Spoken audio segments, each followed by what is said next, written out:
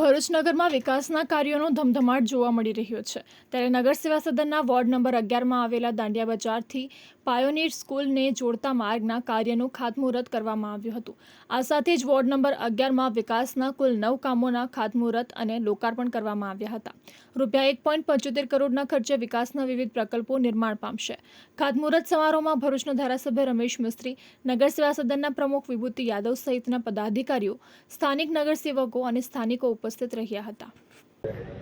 આજે ભરૂચ શહેરના ward number 11માં દાંડિયા બજારથી પાયોનિયર સ્કૂલ સુધીના ડામર રોડનું ખાતમુહૂર્ત કરવામાં આવ્યું છે। અંદાજિત 1 કરોડ અને 2 લાખ રૂપિયાના ખર્ચે આ કામ કરવામાં આવશે।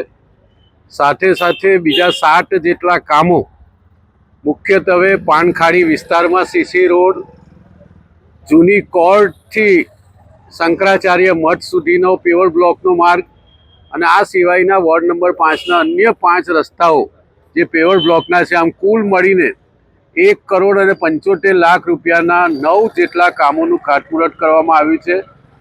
ઘણા સમયથી આ કામો મંજૂર કરવામાં આવ્યા હતા।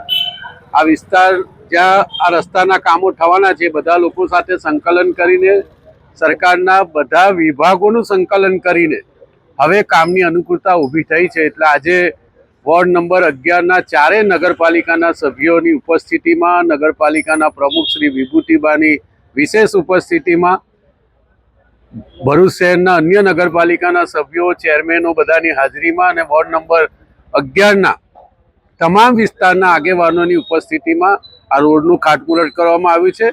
તાત્કાલિક 2-3 દિવસમાં જ આ બધા કામો શરૂ થશે અને આગામી દિવસોમાં કામ પૂર્ણ થશે। આ વિસ્તારની સુવિધામાં, નાગરિકોની સુવિધામાં વધારો થશે।